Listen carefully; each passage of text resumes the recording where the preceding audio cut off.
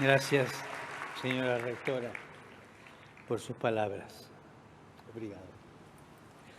Ha dicho que todos nos sentimos peregrinos. Es una hermosa palabra cuyo significado merece ser reflexionado.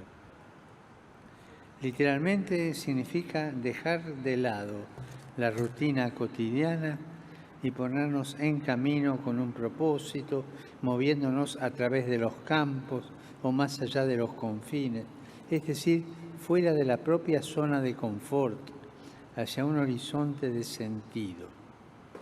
En el término peregrino vemos reflejada la conducta humana, porque cada uno está llamado a confrontarse con grandes preguntas que no tienen respuesta, una respuesta simplista o inmediata, sino que invitan a emprender un viaje, a superarse a sí mismos, a ir más allá.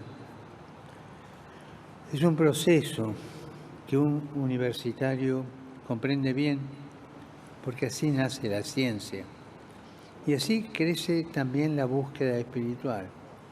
Peregrino es caminar hacia una meta o buscando una meta. Siempre está el peligro de caminar en un laberinto donde no hay meta, tampoco hay salida. Desconfiemos de las fórmulas prefabricadas, son laberínticas. Desconfiemos de las respuestas que parecen estar al alcance de la mano, de esas respuestas sacadas de la manga, como cartas de juego trucadas. Desconfiemos de esas propuestas que parece que lo dan todo sin pedir nada. Desconfiemos.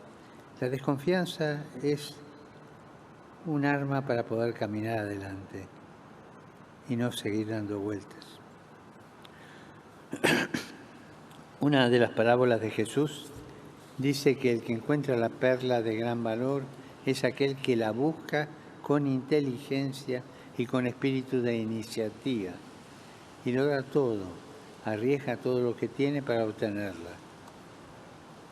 Buscar y arriesgar, estos son los dos verbos del peregrino, buscar y arriesgar.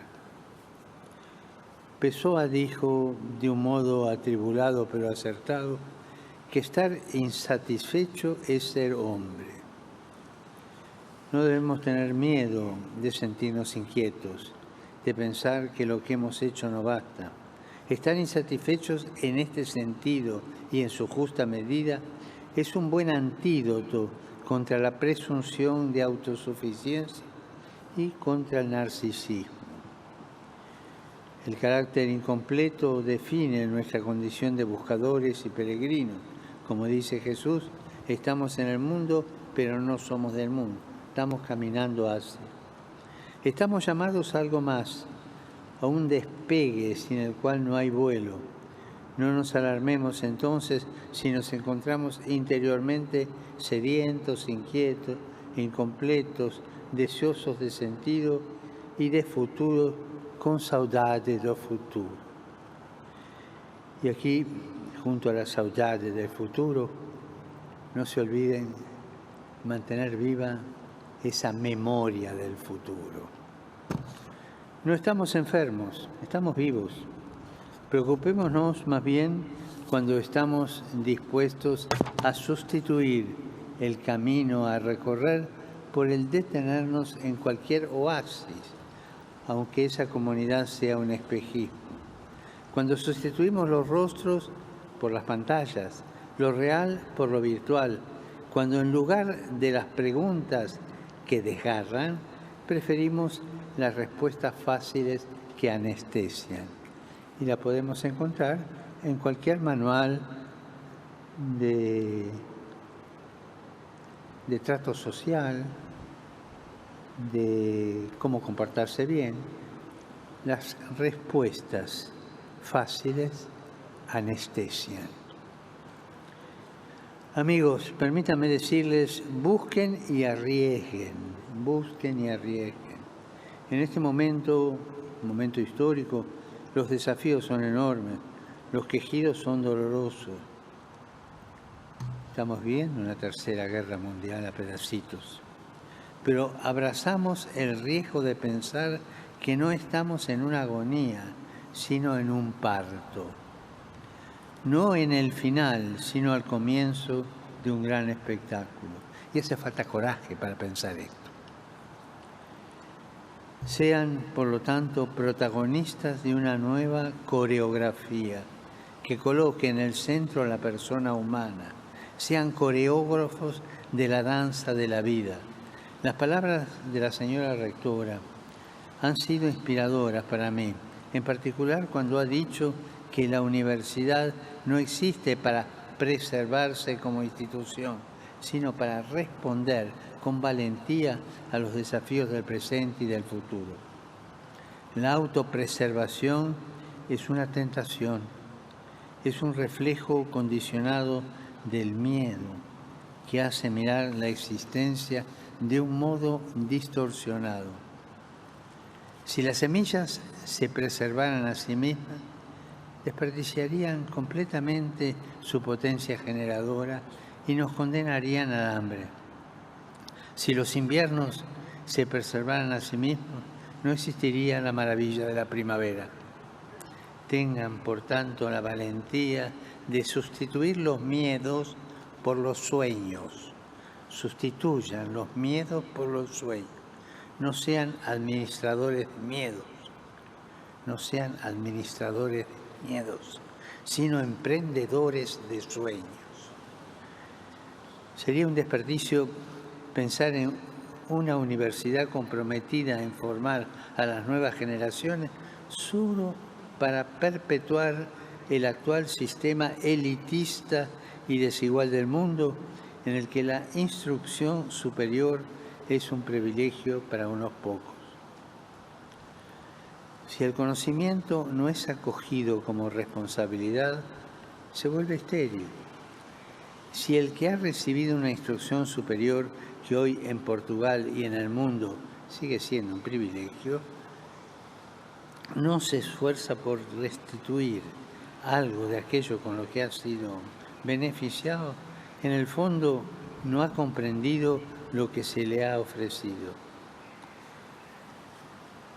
Me gusta pensar que en el Génesis las primeras preguntas que Dios hace al hombre son: ¿dónde estás? ¿Y dónde está tu hermano? Nos hará bien preguntarnos: ¿dónde estoy?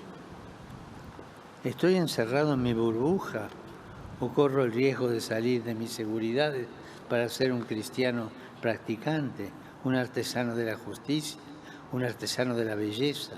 Y también, ¿dónde está mi hermano? Experiencias de servicio fraterno como la de Mission País y tantas otras que nacen en el ámbito académico deberían ser consideradas indispensables para quien pasa por la universidad. El título de estudio, en efecto, no puede ser visto solo como una licencia para construir el bienestar personal, no, sino como un mandato para dedicarse a una sociedad más justa, una sociedad más inclusiva, es decir, más desarrollada. Me han dicho que una de vuestras grandes poetisas, Sofía de Mello, Breinen Andersen, en una entrevista que es una especie de testamento a la pregunta ¿qué le gustaría haber realizado en Portugal en este nuevo siglo?, respondió sin vacilar: me gustaría que se realizase la justicia social, la disminución de las diferencias entre ricos y pobres. Les remito a ustedes esta pregunta. Ustedes, queridos estudiantes, peregrinos del saber, ¿qué quisieran ver realizado en Portugal y en el mundo? ¿Qué cambios, qué transformación y de qué manera la universidad, sobre todo la católica, puede contribuir a esto?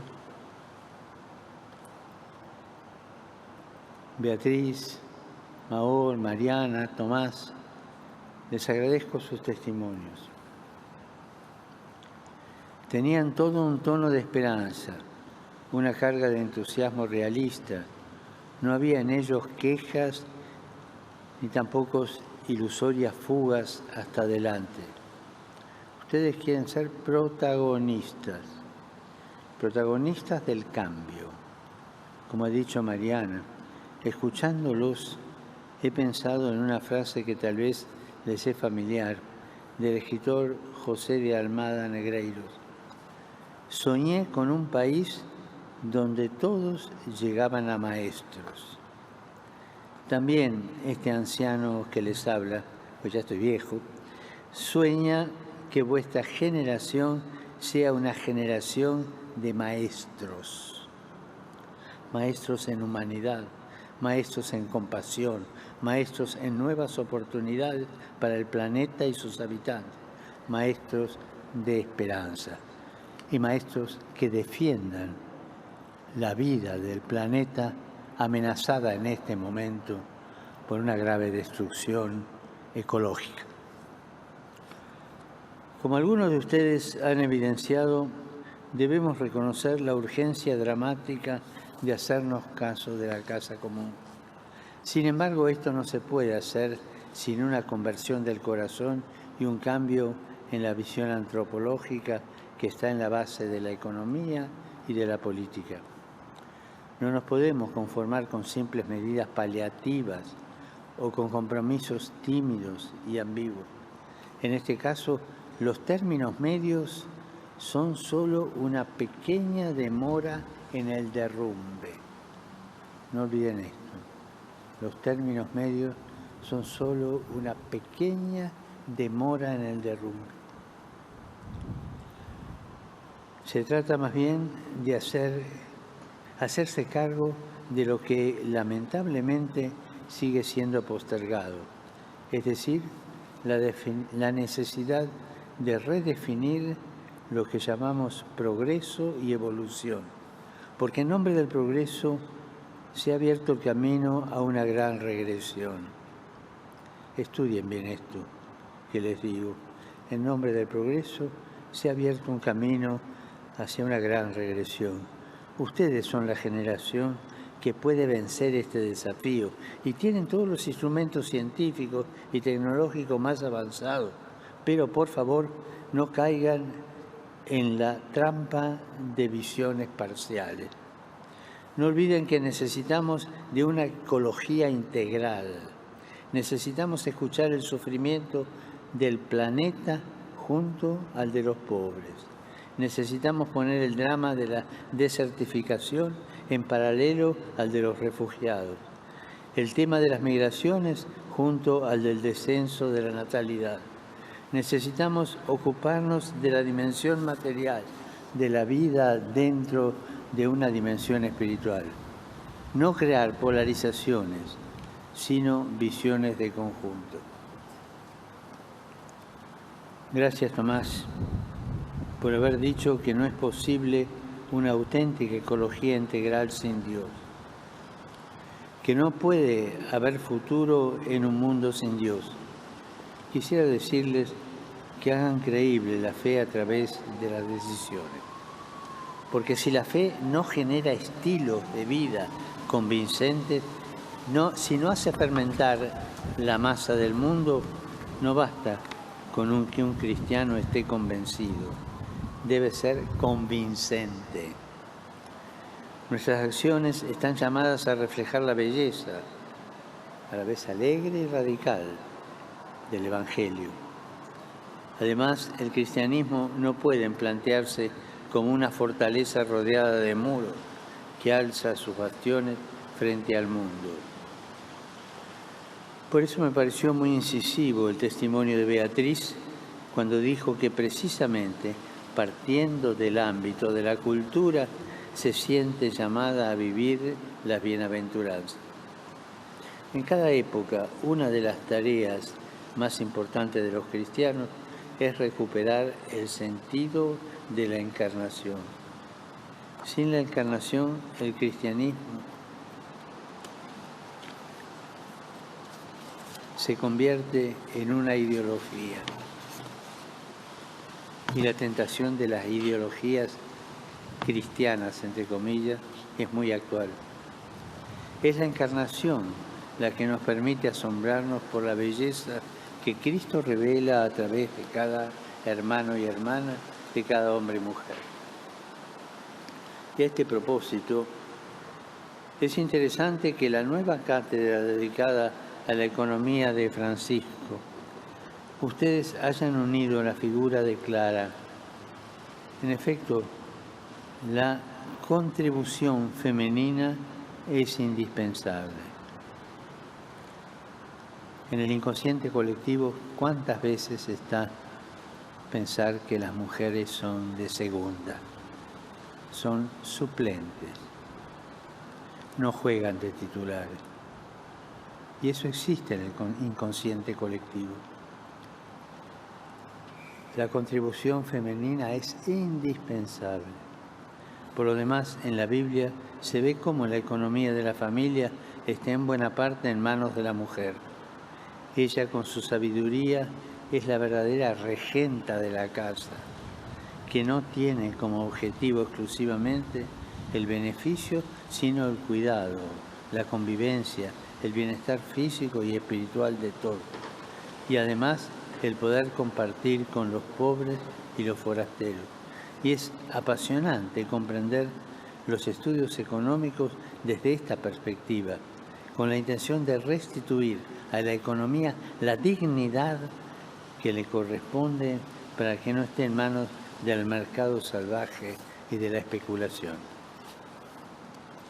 La iniciativa del Pacto Educativo Global y los 7 principios que establecen su arquitectura incluyen muchos de estos temas, desde el cuidado de la casa común hasta la plena participación de las mujeres para llegar a la necesidad de encontrar nuevos modos de entender la economía, la política, el desarrollo y el progreso. Los invito a estudiar el Pacto Educativo Global, a apasionarse por él. Uno de los puntos que trata es el de la educación en la acogida y la inclusión. Y no podemos fingir no haber oído las palabras de Jesús en el capítulo 25 de Mateo. Estaba de paso y me alojaron. He seguido con emoción el testimonio de Maor, cuando he evocado lo que significa vivir con el sentimiento constante de la falta de un hogar, de una familia, de unos amigos. De haber quedado sin casa, sin universidad, sin dinero, cansada y exhausta y abatida por el dolor y la pérdida. Nos ha dicho que recuperó la esperanza, porque algunos creyeron en el impacto transformador de la cultura del encuentro. Cada vez que alguien practica un gesto de hospitalidad, provoca una transformación. Amigos, estoy muy contento de verlos como una comunidad educativa viva, abierta a la realidad y consciente de que el Evangelio no es un mero adorno, sino que anima las partes y el conjunto. Sé que vuestro itinerario comprende distintos ámbitos: el estudio, la amistad, el servicio social, la responsabilidad civil y política, el cuidado de la casa común y las expresiones artísticas. Ser una universidad católica quiere decir sobre todo esto, que cada elemento está en relación con el todo y que el todo se encuentra en las partes. De este modo, mientras se adquieren las competencias científicas, se madura como persona en el conocimiento de sí mismo y en el discernimiento del propio camino. Camino sí, laberinto no. Entonces, adelante. Una tradición medieval cuenta que cuando los peregrinos del Camino de Santiago se cruzaban, uno saludaba al otro exclamando Ultreia y el otro respondía El Suseia. Son expresiones de aliento para continuar la búsqueda y el riesgo de caminar. diciéndonos mutuamente, vamos, ánimo, sigue adelante. Y esto es lo que yo también deseo para todos ustedes con todo mi corazón. Gracias.